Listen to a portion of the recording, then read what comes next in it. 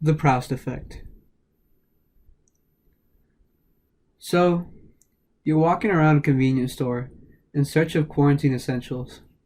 You know, toilet paper, milk, and eggs. And suddenly, you catch a scent of cinnamon, which immediately takes you back to your elementary days.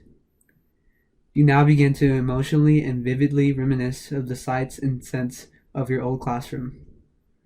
You've just experienced what is scientifically known as the odor evoked autobiographical memories, otherwise known as the Proust effect.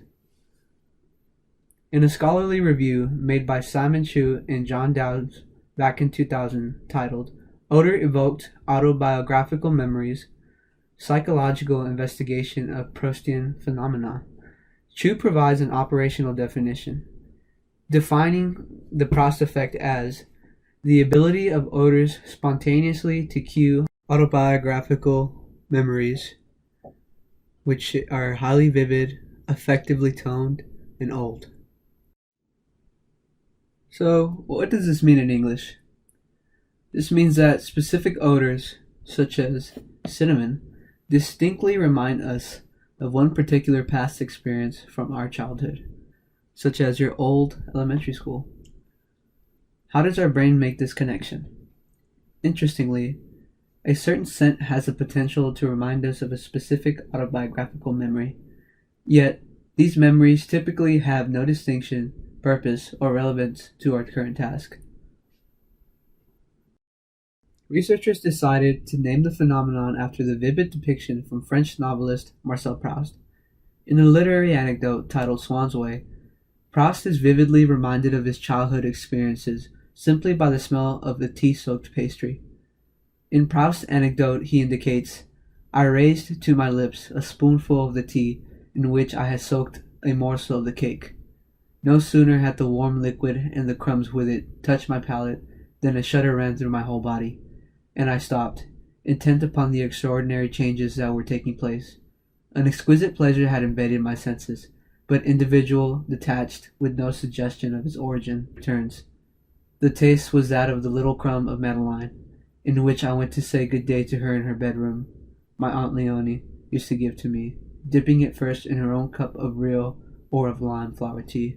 Proust's vivid experience indicates the strength of the olfactory system, in which he was able to recall such a specific memory simply by the smell of a familiar pastry. Chu and Downs continued their research in 2002 by publishing an article named Proust Knows Best, Odors Are Better Cues for Autobiographical Memory, in which the present study utilized the double cueing method. This means that participants' autobiographical episodes were initially cued by a verbal label or an odor name such as lilacs for a fixed period of time, following a second extended recall attempt, which was cued by the same verbal label, the word lilac, and then presented with a congruent, relevant odor in a jar which visibly concealed the contents within the jar, or were presented with an incongruent, irrelevant odor, or presented with a visual cue. This article featured two experiments, with the first experiment involving participants' rating of the emotional quality of their autobiographical memories, utilizing a 7-point Likert scale. The second experiment focused on the content analysis to determine the quantity or depth of information that participants were able to recollect from their memories. Results revealed that odor-cued autobiographical memories were reliably different in terms of qualitative or emotional ratings and demonstrated reliability in the amount of details yielded, ultimately supporting the proposal that odors are especially effective as reminders of past experiences. Additionally, in a 2012 study conducted by Maricki and others, Proust revisited odors as triggers of aversive memories. Researchers were interested in testing whether odor-evoked memories of aversive events were more detailed and emotional than auditory and visual triggers when it comes to people with PTSD. This study featured 80 female participants, in which these participants were tested individually in two separate sessions.